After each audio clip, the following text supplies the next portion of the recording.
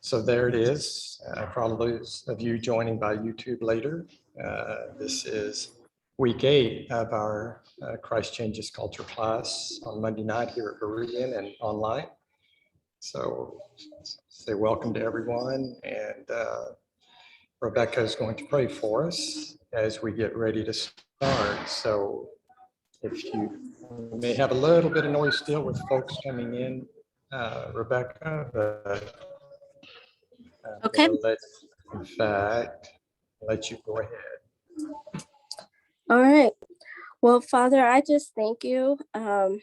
One, we thank you for who you are, just your sovereignty and the fact that we can approach you because of your son, Jesus, that we can just come to you anytime we want, boldly and courageously, with anything that we have on our heart to talk to you about and to thank you.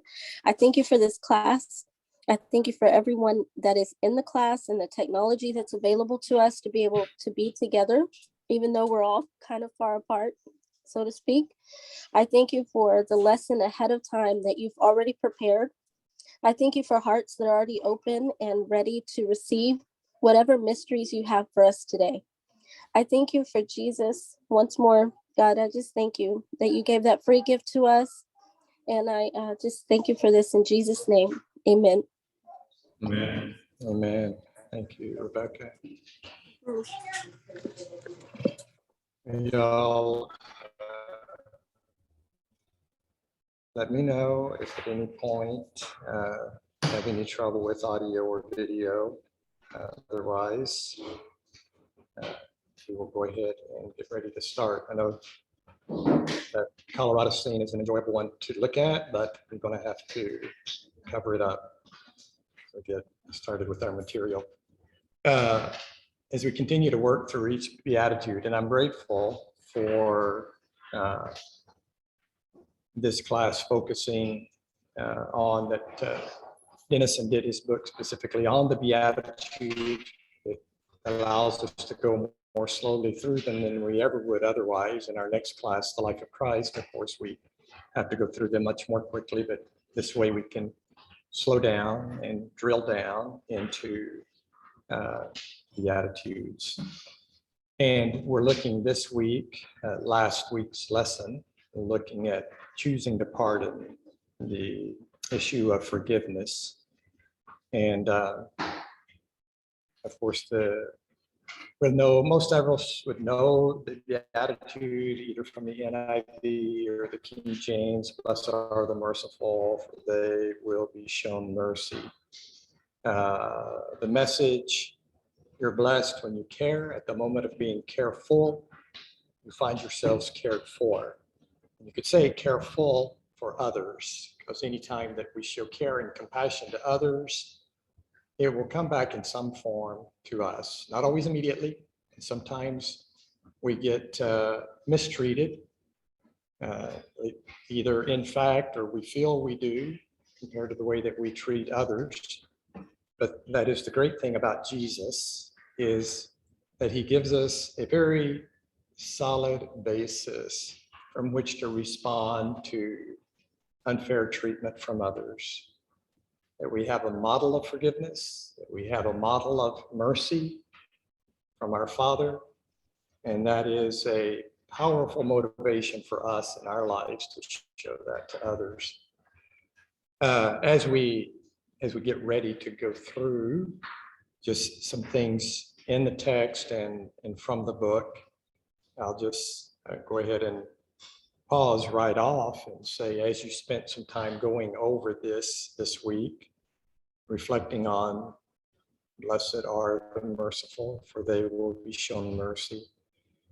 Are there any immediate responses or thoughts, reflections that you had on it? We'll keep digging, and I know there will be feedback as we carry on, but I always like to pause at the beginning as we've covered a text to give the opportunity for input or reflection that you may have had.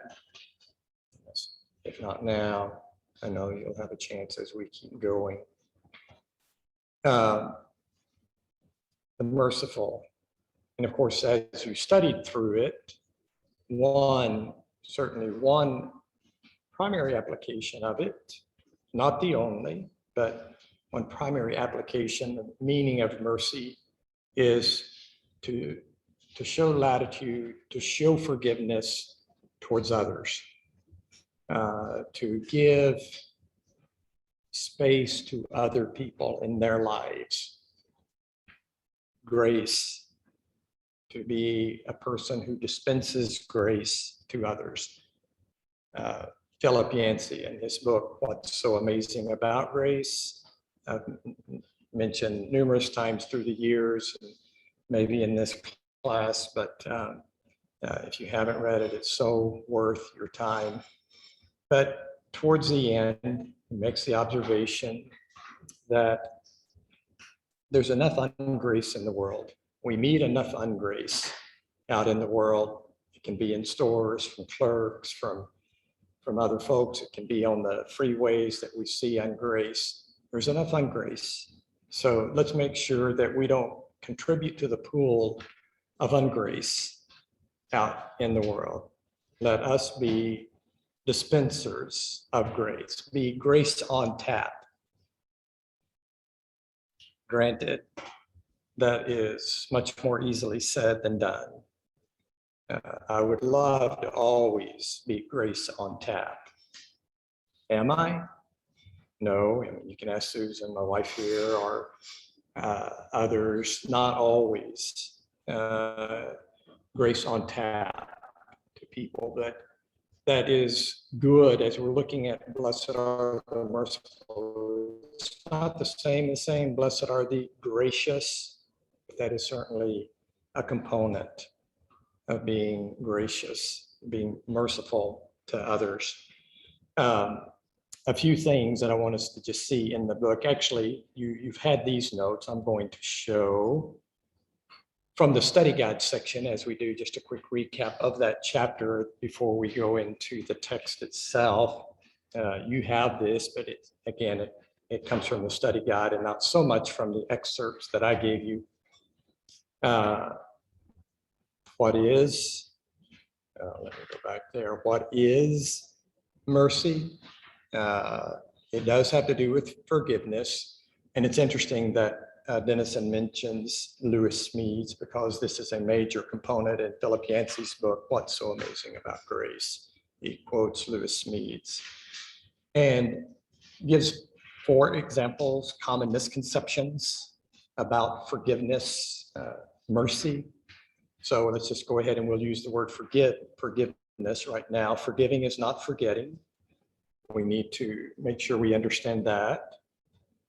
Sometimes that's just a cliche that's bandied about, forgive and forget, but we need to recognize that is not steeped in Scripture, to forgive and forget. The commandment to forgive, very clearly. Nowhere does he tell us, forget what others have done to you. Because God knows that we are how we're wired. He knows the beings that we are. And sometimes the Holy Spirit will grace us with the ability to forget something that has happened. But sometimes that can be through repression, and it can cause issues later. For the most part, for believers through the centuries, deeper thinkers have never equated forgiving and forgetting. You can probably at this moment remember some wound that you received from somebody else, and especially if it's someone close, a family member, but that doesn't mean that you haven't forgiven them. Just because you can remember it. And sometimes people will struggle with that. Well, I still remember it. Does that mean that I haven't forgiven?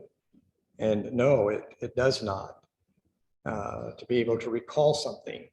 But if the bitterness, if the burning sensation is not there in our hearts, if we don't get an adrenaline rush, or we feel that, and I think all of us know the feeling so well, the emotion of bitterness inside, anger, if that doesn't well up, if there's some peace there, then we know that the Lord has helped us through the process of forgiveness. So it's not forgetting. It's not for excusing the behavior that hurt you. It's not to just say that behavior was okay to forgive. It's not to, if someone rapes another, kills someone, it's not to say that behavior is okay. If they've been irrationally angry at you, that behavior is not okay, but we forgive. And Smedes makes the point further, not written here. Often we may refuse to forgive, thinking we are getting even with the other person. You've probably heard the analogy: to refuse to forgive someone is like drinking rat poison and hoping the other person suffers from it. And that because most of the time, the ill effects of unforgiveness, it is on us. We may damage other people in the process, yes, there will be collateral damage. I don't believe one scripture that I should have included, and I don't have it here. I'm going to jot it down just so I don't forget it. We will look later at Hebrews 12. But the important thing is it's not excusing that behavior. And it's not pretending that you weren't hurt or wounded by the other person. And in the process of working through it, it's completely in place. Say that hurt, that was painful, but I love you. I cherish the relationship, and I'm not going to let that poison our relationship.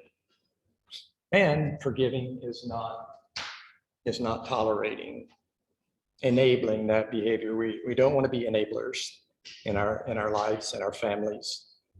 And it's no good to be a doormat for someone to just wipe their feet on, to enable that kind of behavior. We need motivation to be merciful and forgiving. You just make some quick observations here. Stop motivations for forgiving. Of course, it's commended, but to stop your personal cycle of pain. Forgiving others, you receive forgiveness and mercy yourself. Forgiveness breaks the circle of revenge, of vengeance, and it shows the love of Christ to others. It is imitating the example of Christ. Again, Yancey in his book about grace and talking about his own relationship with his wife, and that how in arguments in the past they can come back at each other and keep the cycle of vengeance going until he said until some ridiculous, number of 1,000 times we've said, yeah, but you did this and you did that, and it always requires one of them to break the cycle and to say, wait, I forgive. But it doesn't exclude us being able to talk about it. And then finishing just this section, then we'll allow for input and then go into the text itself. How can we facilitate forgiveness? Admit the reality of the pain, the woundedness. Ask God to help you pardon the one who hurt you. And that's one of the things maybe we don't do. And Rebecca, I'll run through these and then would love to have your input. Ask him to pardon, help you to forgive. And that is so helpful. He understands that we struggle to forgive, and that it can even take months on some things, depending on how painful and difficult it is. It initiates restoration. And we need to help initiate that. Jesus tells us whether you're wounded or you wound somebody else, you go to the person, initiate it, and then be realistic about the outcome. And that if the other person doesn't receive your appeal for forgiveness, that's between that person and God. It's not on your shoulders. Rebecca, please go ahead. What was your observation. So one of the greatest things I learned during this lesson and this time and even in previous times, especially with forgiveness, was when I learned that forgiveness and the healing process that comes behind forgiveness were separate, and that God's grace is never ending for the healing process part of it. So the forgiveness is a choice, it's an act, it's something that I can do before the healing begins. And that doesn't mean that everything has to be all fine and dandy once I choose to forgive. It just means that now I'm ready for God to walk me through that healing process. And now I have his grace upon grace upon grace to be able to walk that out. Yeah, well, that's good. Thank you, Rebecca, to make the point, and may not have used these exact words, but that forgiveness is a choice. It's not a feeling. We may not feel like we have forgiven, and I ought to let Susan share it from a pastor that came through Nairobi from Belmont Church in Nashville, just sharing with us about forgiveness, and but that it may require us to verbalize the words, I forgive that person, even if you're not doing it to that person himself or herself. You may have to verbalize that 100 times. And when you take up the offense again, and you find yourself mulling it over, and you find that burning starting in your heart, to put it back down and say, no, I said, I forgive that person. And I certainly have found that verbalizing it out loud, of course, you need to be careful where you are when you do that, but verbalizing it is part of the process. But that's good, Rebecca, that we make the decision to forgive, and then the Lord lets the healing process start in our lives. But it is simply a command, and I think it's helpful to us to realize, our emotions will eventually follow. For some, it may take months to get there. But who was that? So, who? Yeah, sorry. Oh, you've got yours literally raised. I should be able to see that, Larry. Yeah, go ahead. When I think about forgiveness, I also take in consideration the forgetting. But there comes a point, I believe, that when sometimes in order to actually forgive, you got to stay away from the person, because they're constant. I think we were going over the Sermon on the Mount this weekend, and one of the phrases in there kind of struck me. I never really understood it. Something about dogs and things like that. I can't remember the exact wording, but it struck me what it really meant after I kind of read up on it. But sometimes there are individuals that you just have to step away from, and you can forgive them, but you have to come to the conclusion that you're going to be forgiving all the time, because these individuals, even though you talk to them, you try to help them, you can't do anything about it. And so sometimes forgiveness is good, but sometimes you have to step away from the person who's doing it to be able to have complete forgiveness. Yes, that's an important point. And of course, sometimes it can be a little more difficult with that person if that person happens to be, a family member or someone in the immediate or extended family. So that takes wisdom, and there's not a quick answer for all those we need in those more really difficult cases. Yeah. I think of Proverbs, there's wisdom in many counselors. It's seeking out godly people to help give advice on the best way to handle one like that. But you're exactly right, Larry, that I think even God expects it of us. If there's a toxic person and we have the latitude in our lives to reduce connection with that person, and there's wisdom in keeping some distance, having some degree of separation from a person like that. Paul will say it real clearly in Titus about a divisive person, and that's not totally unrelated to a person who is always offending, about a divisive person. He says, warn them once, twice. After that, have nothing to do with them. So there is some biblical precedent there for some people, especially if we have the room in our relationships to keep some distance from toxic people. Any other observation there? There's still, I know, plenty of opportunity as we keep going here. Mary, hold on. Hold on. And I can just leave it.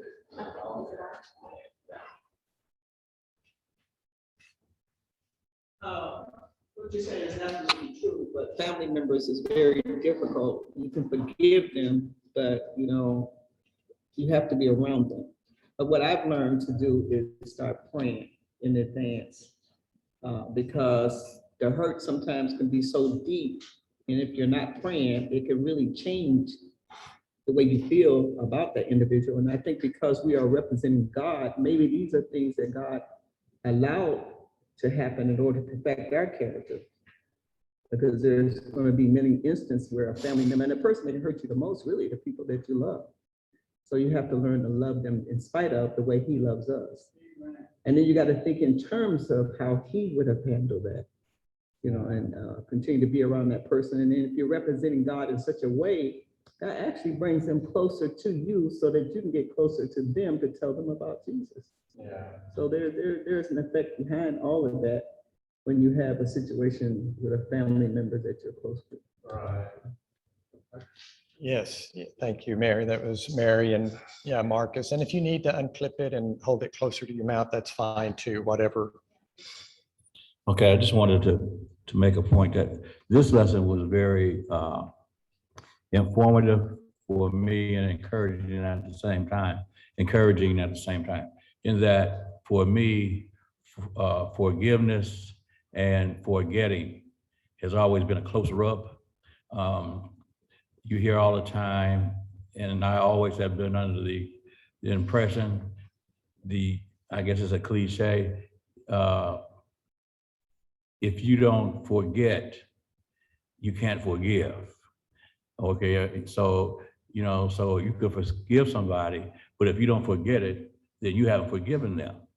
And you always hear that, people in church will tell you that, in Sunday school or whatever. If you don't forget, then you haven't forgiven. And I've always bared that in mind, and I was always wondering, but that's kind of difficult. But this is the first time I've ever read anything that explained that they were not one and the same.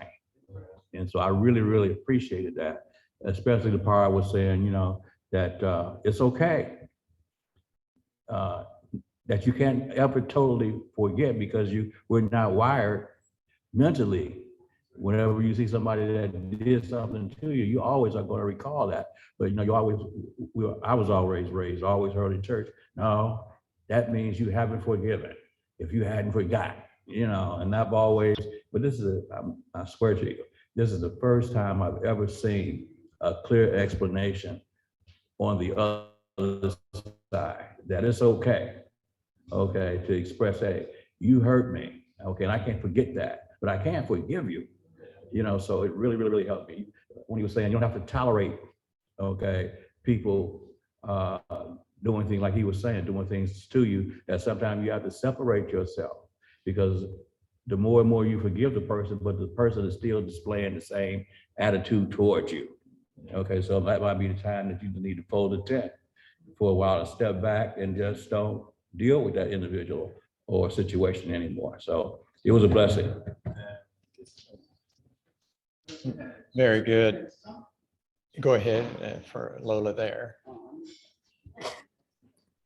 Sometimes when you're asking, trying to give somebody forgiveness, they won't, accept it. And Matthew 10:14 says, who else shall not receive you, nor hear your words when you depart out of their house, shake off the dust of your feet.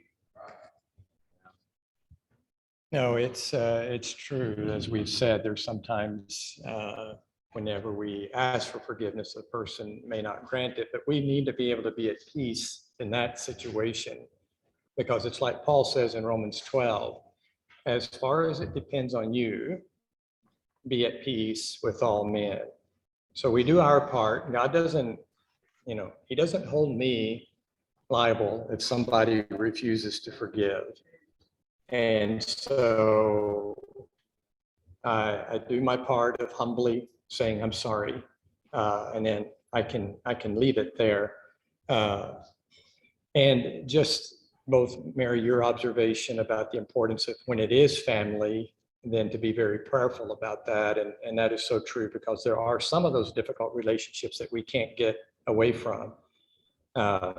There's a meaningful relationship that Susan and I have had with someone for, going on over 30 years. And it's always been a challenging relationship.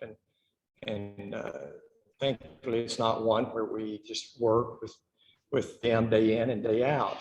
But over the years, there's been a lot of opportunity to forgive and a lot of practice in forgiveness. And it's one of those where memories can come back up, and it may be from years back, and I will still verbalize, no, I forgive. I think there's just something very therapeutic for our own hearts to continue to verbalize if there's memories, painful memories that come up, to continue to verbalize forgiveness. So excellent, feedback. And before we go into some scriptures, I think this may seem odd, but just a second. That is Flora.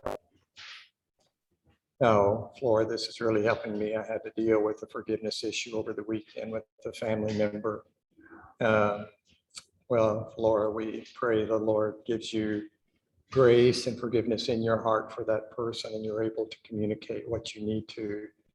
Wish that we could hear from you yourself, but I know, as you said, you can't speak to us today. Philemon deals with forgiveness, and it's not, so it is on track as we're talking about forgiveness, but I want to use that Bible Project video real quickly. I may even skip the first little bit of it, because it's the middle to latter part that he deals more. The letter to Philemon, short but explosive, because it deals with the relationship between Philemon, master and slave. And so to get on over here. Onesimus ran away. Eventually, Onesimus came to Paul in prison, likely to appeal for help. And in the process, he became a follower of Jesus and then a beloved assistant of Paul. And so Paul finds himself in a very difficult and delicate situation as he writes this letter. He's going to ask Philemon not just to forgive Onesimus and receive him back, but to embrace him as a brother in the Messiah and no longer as a slave. Here's how he does it. Paul opens with a prayer, first praising Philemon and thanking God for the love and faithfulness he's shown to Jesus, to his people. And he then paves the way for his request with this line: I pray that the partnership that springs from your faith may effectively lead you to recognize all the good things that work in us, leading us into the Messiah. Now, a key word here is partnership, or in Greek, koinonia. It means sharing or mutual participation. It's when two or more people receive something together and share in it, becoming partners. Paul's saying that faithfulness to Jesus means recognizing that all of his followers are equal partners who share together in the gift of God's love and grace. And for Paul, this experience of koinonia among Jesus' followers, it's not just an idea that you think about, it's something that you do in your relationships, which moves Paul on to his request. He finally brings up Onesimus. He says that he's become Paul's child in prison, meaning that Paul led Onesimus to dedicate his life and allegiance to Jesus, and so Paul and Onesimus are now family members in the Messiah. He's been serving Paul faithfully in prison, and even though Paul wants to keep him around, he knows that this unresolved conflict with Philemon has to be reconciled if they say that they're followers of Jesus, which moves Paul on to his bold request, that Philemon receive Onesimus back no longer as a slave, but as more than a slave, as a beloved brother in the Lord. Now, this is a really tall order. Under Roman law, Philemon had every legal right to have Onesimus punished or put in prison, and Paul's not only asking him to forgive Onesimus, but to welcome back his former slave into Colossae as a social equal, as a family member. This is way more than kindness. This is unheard of. It's freeing a slave and then treating them like a family member. It upsets the status quo of the Roman social order. Why should Philemon do such a thing? And here Paul pulls a brilliant move. He recalls that key word from the opening prayer. He says, if you're truly a partner with me, it's that Greek word koinonia again, then welcome Onesimus as if he were me.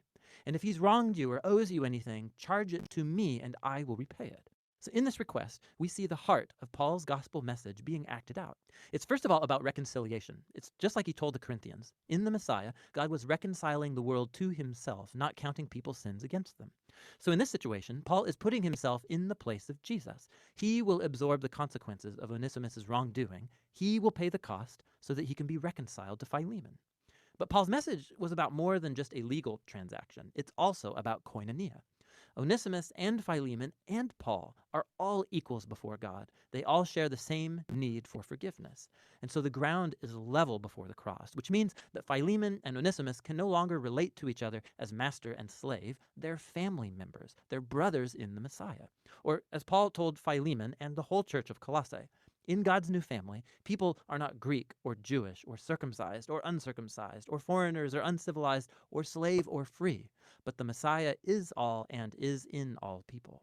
Paul closes the letter stating his confidence that Philemon will do even more than Paul's requested, and he asks him to prepare a guest room because he wants to visit as soon as he gets out of prison. And then with some final greetings, Paul ends the letter. Paul's letter to Philemon is powerful for many reasons. It's the only letter where Paul doesn't explicitly mention Jesus' death or resurrection, and this is not an oversight. He doesn't need to explain the cross with words because he's demonstrating it through his actions. Paul's embodying here the meaning of the cross. He has made himself the place through which Onesimus and Philemon are reconciled to God and then to each other. This letter also shows us that the implications of the good news about Jesus, they are extremely personal and never private. The fact that Philemon and Onesimus are now brothers in the Messiah, it makes their master-slave relationship totally irrelevant. The family of Jesus' people is the place where all are equal recipients of God's grace. It's a new kind of society, or a new humanity, as he called it in the letter to the Colossians, where people's value and social status, it's not defined by race or gender or social or economic class. In the Messiah, there are simply new humans who are equal partners, who share together in God's healing mercy through Jesus. That's what And Philemon that is all about. I wanted to leave it there because I think this portion here of Paul kind of standing in the place of Jesus, and I think we can realize sometimes here he's helping to bring two people together. So sometimes forgiveness may not be involving us with somebody that has wronged us. Often that is the case. Sometimes we may be in the position of helping to reconcile others, helping someone else to forgive another. And we'll deal more with that in another beatitude. Blessed are the peacemakers. But I appreciated the visualization that Paul is enacting, in a sense, what Jesus did by being in between and helping to reconcile. And we need to realize that when we forgive someone, that we are continuing the very act of forgiveness that God gave to us on the cross. We need to realize that we're participating in something very deep and divine when we forgive. It's not just a good idea. Mary, if you would give that to Mary. I was thinking while I was listening to that, I have a sister, we always, not always, but we're at odds with one another sometimes. But I found something out about her that when she says something and she knows she's wrong, we get, in a little discussion, I'll say, I'm sorry. And her pride won't let her say, I'm sorry. But I've learned that when I say I'm sorry, because I just spoke to her today, it just breaks her down a little. It just tears her up a little. Because I know she wants to say I'm sorry, but she just does not know how. So it's a lot easier for me because I know who I am in Christ. I have nothing to prove, but she has this pride about herself that it hurts her to even admit that she was wrong. But when I'm talking to her, like I spoke with her today, I know she's sorry, but she just doesn't know how to say it. But if I continue doing what I'm doing, then I actually bring her closer to Christ, you know? So I'm grateful for the lesson, because the lesson tells me, like Marcus was saying, it makes more truth, because they used to always say, like he says, if you haven't forgotten, then you haven't forgiven, but that's not true. Just real quickly, I wanted to just piggyback real quickly on what Kirk said, because I was thinking the exact same for us. Okay, I mean, even when he was on the cross, what did he say? Father, forgive them. Okay, for they know not what they do. Okay, so he was the master of forgiveness, and we're a testimony to that because look at what he's done for us. He has forgiven us of everything that we have ever done, will do, and then it's going to present us faultless and clean before God when that time comes. And so I found that very forgiveness sometimes takes a long time. Okay, depending on the situation. Okay, and I say that to say this. I was in a homegoing service. Okay, this is past Saturday, and it was this young man right here. I still have it in his Bible because as a deacon, I was kind of upfront with this. Here's a funeral service, and so we call it homegoing services or whatever. Okay, but here's the deal. Devin, 14 years old, and you all saw it on television. He was murdered, okay, in Kingwood, okay, and it just so happened, if I recall correctly, I participated in his baptism, okay, but this kid was faithful brother, Sunday school play, Easter play, in the youth choir, the whole nine, all right, but he was killed, okay. And I tell folk all the time, nothing but Satan, okay? However, the family has to face, and we have to face this situation, okay? But I was so very, very pleased with the minister that brought the message. He confronted the situation, okay? Yes, it was violent. Yes, it was wrong. Yes, it was terrible and all that stuff. He said, but to forgive. Okay, he used scriptures left and right like we're doing today to justify what our role should be. But of course, you got people that still have that revengeful heart. Of course, the mother is just totally shook up, okay?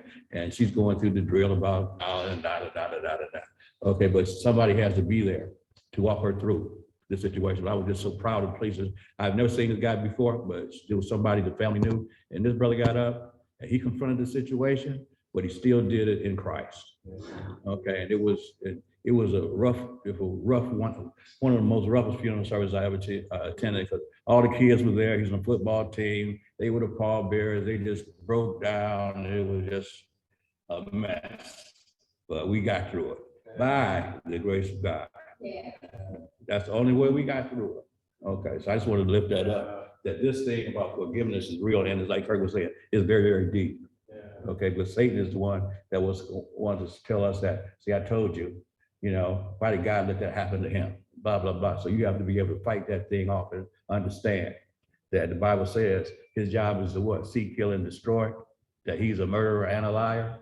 Okay, but when it comes to implementing it, that's a different story when you're face to face with it.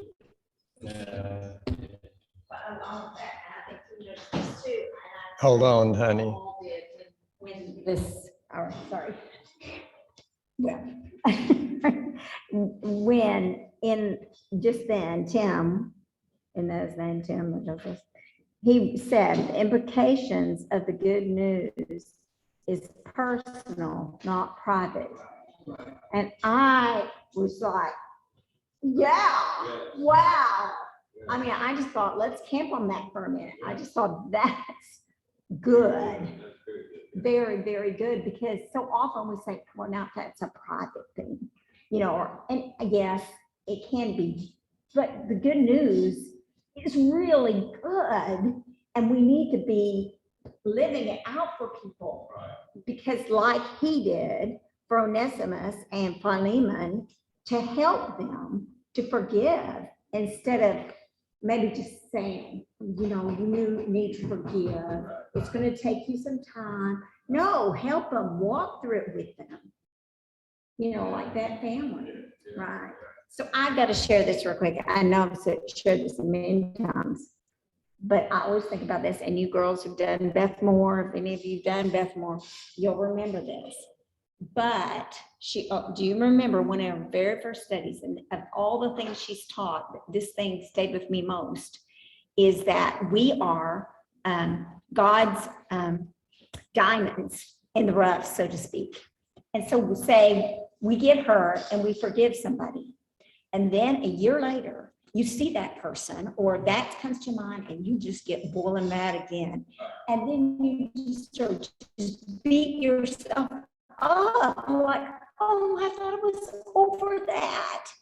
And she said, no, that is, you thank God. God is taking care of you, because that's down in your heart and that comes up just like when they're refining diamonds or oil, silver, that they boil it and the stuff comes to the top and they scrape it off. And she said, that's just God loving you. It to the top and he scrapes it off and you forgive them again. And you keep on going. And it's just, all of this is thanking us, you know, I love you. When this comes up, you forgive again. You're not going to forget it, but that's to make you more like me, you know, right? So anyway. No, I'd say preach it.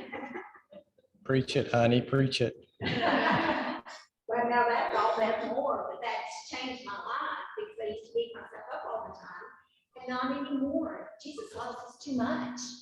And so he puts all these things in place where we think, oh, I wish I could forget that. No, that's making us more refined, more people that can relate to others and make our good news personal and not private. That's just such a good point and visual illustration that when something ugly in your heart comes to the surface, there's no need to beat ourselves up about it. Oh, look at me, or let the voice of Satan get us. You hypocrite, look at you. You talk about forgiving, but ever since she shared that, and it's probably been maybe almost 20 years ago that Susan shared that about Beth Moore, that's been a perfect visualization. So when I have some of that ugliness come to the surface, say, okay, Father, you know, help take that away, skim that off. And we need to know God is not traumatized by the ugly stuff in our hearts. Now, if we're lazy and careless and don't do anything about it, that's disobedience. But he's not scandalized by our struggles, and he's patient with us to work that out. Carla, yes, and Matthew, and that's a good reminder, Carla. We want to look at a few other scriptures. I was going to say one of the important things about forgiveness that I don't think is in the notes necessarily, and again, good teachers like Lewis Smedes or Philip Yancey helping to verbalize it in other ways, that whenever we're really angry at someone and bitter towards them, we begin to demonize them. We begin to make a monster of them. We may like the word monster better than demon, but whichever fits, we begin to make a monster out of that person. I can't, look what they did to me, he or she. And I think that she did it for this reason. She was thinking this, and we just build the case against the person. And what is required, even the example that we see in scripture, that even God does with Israel and with us, he makes us human again. He acknowledges our humanity. And so anytime we notice that we're beginning to build a case against someone, that has hurt us and realized we're beginning to make a monster of them, we have to endow them with humanity again, make them fellow humans, and humanize them again, and then begin to say, I forgive. Yes. Right. Oh, yeah. You know, I've always thought of the scripture, Father, forgive them, they know not what they do. But the thought has also come to me, but what if they know what they're doing? Are we to forgive them too with that? Yeah, that's a good observation. They do, they do. And I'm afraid Jesus covers that one. And when they came to him and said, Peter says, how many times do I forgive? Up to 7 times. And Peter thought he was being generous at 7. And no, Jesus said, 70 times 7, or, without number. Now, again, some of the truths that we've already said apply here. That doesn't mean that we keep around toxic people and all of that, but you're very right that sometimes they know what they're doing. And so at that point, it does require us to get good input, godly input from somebody. How is the best way to handle this situation? Because we're human, we have emotions, and it wears on us. And it can be very difficult to continue to forgive if we don't take some steps and to somehow limit the damage in that relationship. But very good observation. Open up your Bibles.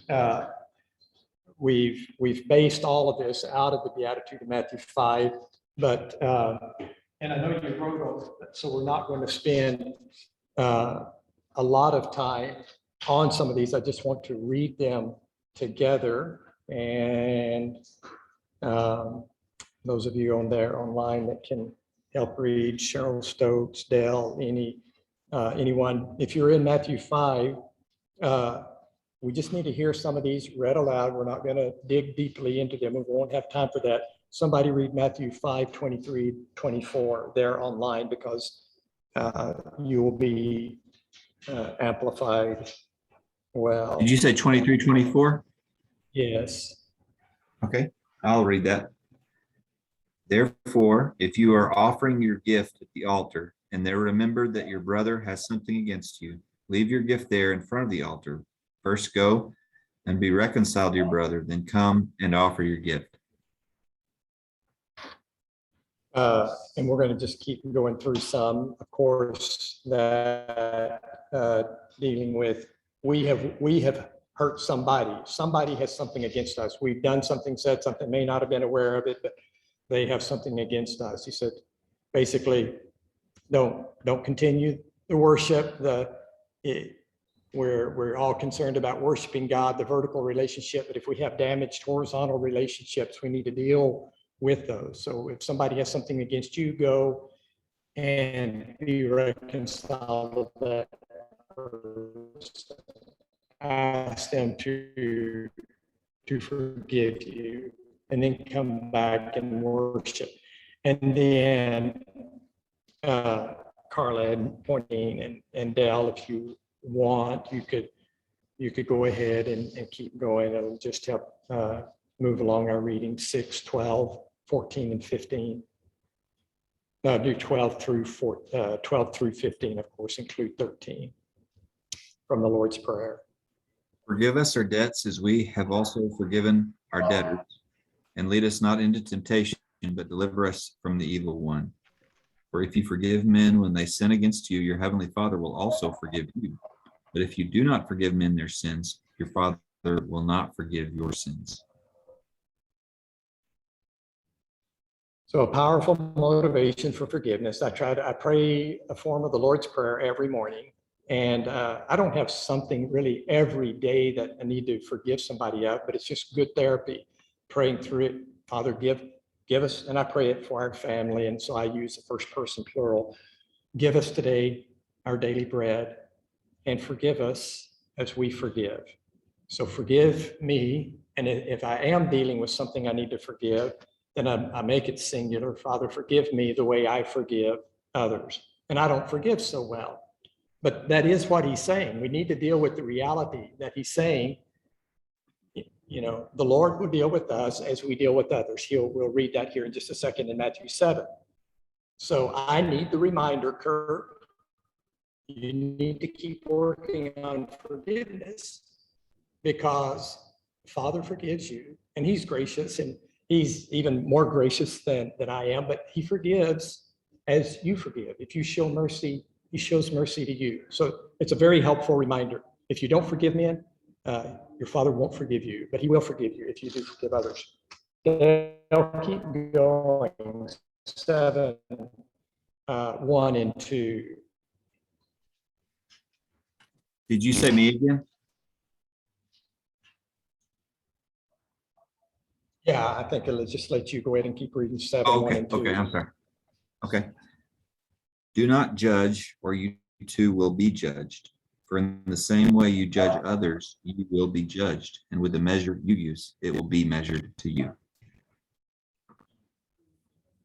So, sorry, I had to turn down you're not reading loudly. It's just that the TV is way up. Had to turn it down a bit. But that's where we need that. We don't like it, but we need it. In the same way you deal with others, God will deal with you. So, you know, it always helps me to frame it like, does anyone not need the grace of God in their lives? Does anyone not need the mercy of God in their lives? And usually, you know, there's no takers. We all need mercy from God. So it forces me to show mercy, latitude to people, to not be a person who makes someone toe the line, calling them on the carpet. That doesn't mean that we don't lovingly deal with somebody who needs to be addressed, but we're talking about harsh treatment of people, of being ungracious towards people. And so scriptures like this are, you know, they're a reality check. They're a wake-up call to us.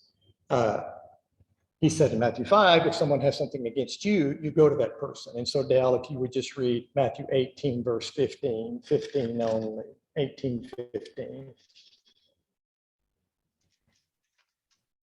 Okay. If your brother sins against you, go and show him his fault, just between the two of you. If he listens to you, you have won him over, your brother over. But if he will not listen, take one or two others along. Oh, I'm sorry. I went too far. You're okay. And I know we kind of like to know the rest of the story. And so that is good. So he does go on. If he doesn't listen, then get another, you know, 2 or 3 people and then to the church. But for our purposes here tonight, so this is a case, if someone sins against you. Matthew 5, if you've done something to someone else, you go to that person. Matthew 18, if someone has hurt you, and what's a common response? You might hear it from people. You know, they did that to me, and I'm waiting for them to come. They've never come. But Jesus doesn't give us that option. We are the initiator in both of them. If we've been wronged, we go to the person. If we wrong somebody, we go to the person. As followers of Jesus, we always initiate. And that's what Dennison was saying in his book. We need to initiate the forgiveness. Just keep going with the 10 or 15 minutes that we have left. And here I'll branch out. Cheryl, you get Ephesians 4, 26 and 27. What is it? Cheryl Stokes, are you on there too? What scripture was it, Kirk? For you, it is Hebrews 12.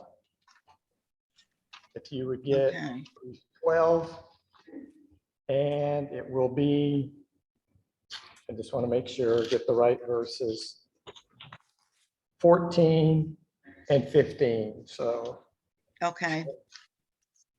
12, 14, and 15. Okay. Make every effort to live in peace with everyone and to be holy. Without holiness, no one will see the Lord. See to it. Let's see, you said 13 and 14, no, you're right? right. No, you're right. Okay. See to it that no one falls short of the grace of God, and that no bitter root grows up to cause trouble and defile many. So this is a help when it comes to forgiveness, talking about bitterness. He uses similar language for the beatitude that we'll look at next week. Blessed are the pure in heart, for they will see God. Here, a different version, verse 14, make every effort to live in peace with all men. And so that would mean we try to take care of problems in relationships as we can. Be holy. Without holiness, no one will see the Lord. And then, and this is talking to believers, this isn't to unbelievers. See to it that no one misses the grace of God, and that no bitter root spring up to defile many. So he's the writer, maybe Paul, it may be someone else, but in this sermon about Jesus is greater, he says, as believers, we can miss the grace of God in our lives. We can fail to receive the grace of God in our lives that we need. How? By refusing to forgive others, by nurturing a grudge, by harboring a hurt. And if we do that, we are going to miss some of the grace that God has for us.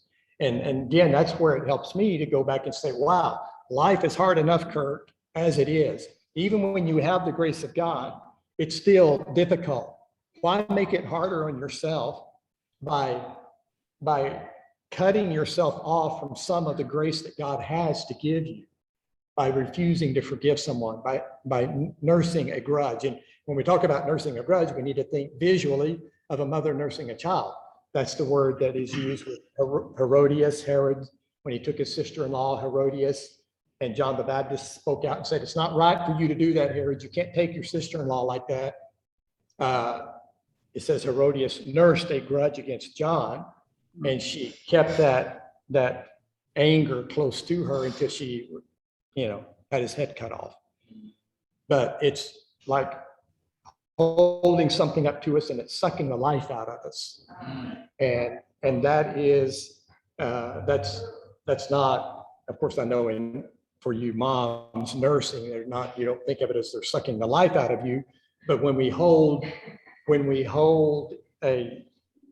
refuse to forgive, it is draining us of life. And it was a brother, after we got back from Kenya, it was Brian Burson and one of the walks to Emmaus that we did, and talking about unforgiveness. And he and his brother were running his dad's ranch. Brian's brother was an alcoholic, and Brian said, I became more and more bitter about all the work my brother was leading me to do because he was an alcoholic. And he said, out in that part of the country, there's a lot of mesquite trees, and mesquite trees are known, they have a long tap root that goes down to water.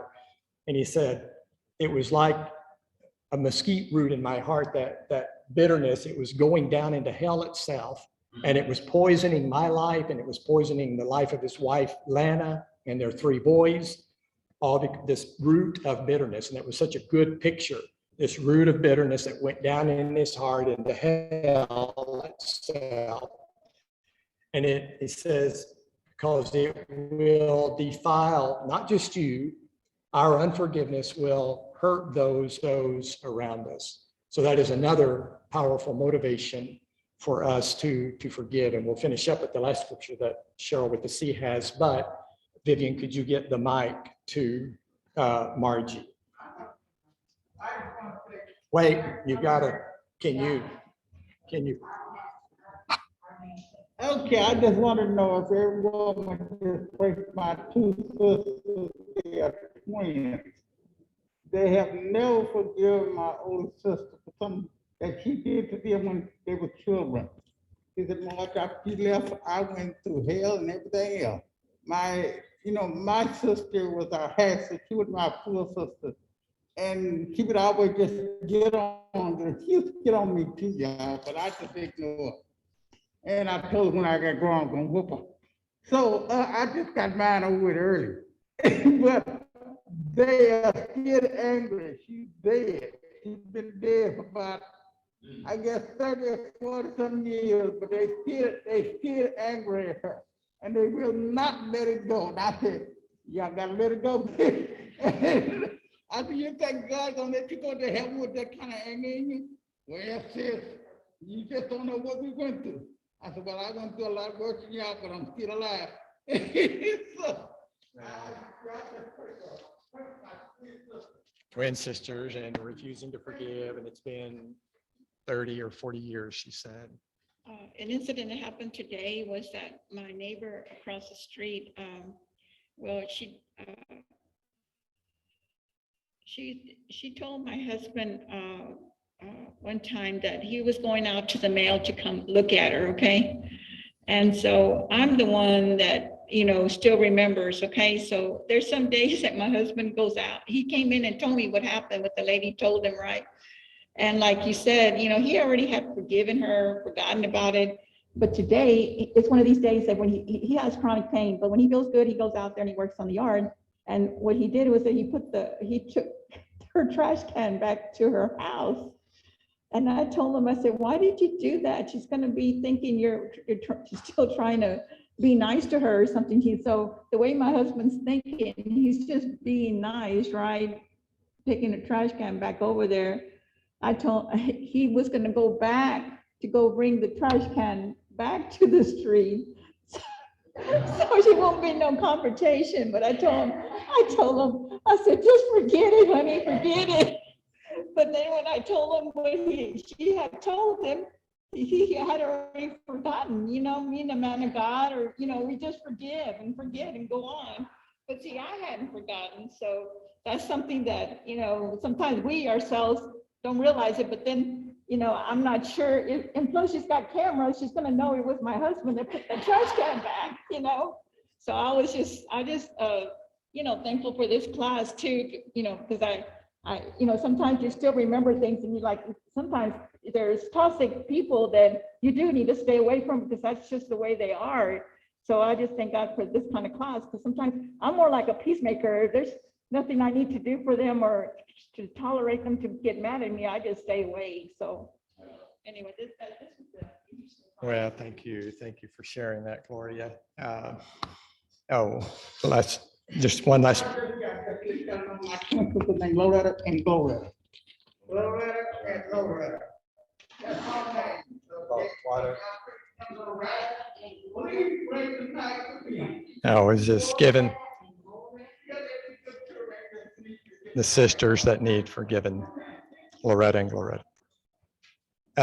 So we just need one. Oh, go ahead. To Cheryl to just finish our time here tonight with Ephesians 4:26 and 27. Cheryl. Okay. No. Oh, do you? not me.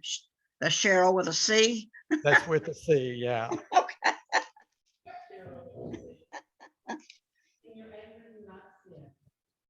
Do not let the sun go down while you are still angry, and do not give the devil a foothold. And I know that's brief and he's talking about anger, but I think we can see the connection between, you know, anger and unforgiveness in our hearts. He says, we're going to have him. We're humans. We're made with emotions.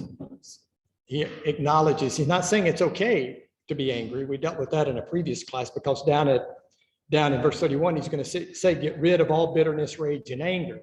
So make sure we're not thinking that Paul's saying, oh, it's okay. There's a place for your righteous anger. We're not very good at having righteous anger. Let's leave that to God. He can handle it. We can't. He's saying, get rid of all anger, but when you have it, don't sin in it. Don't let the sun go down on your anger. And that has to do with forgiveness, to not mull something over. Now, sometimes inevitably the way something may happen, we can't help but go to bed knowing that there's something unresolved, and we may wake up in the middle of the night thinking about it. And I think, you know, that feeling, that burn, it's a different kind of heartburn. It's a little sting in there from, you know, sting, you know, hurting over something that someone has said. But just hear what he's saying.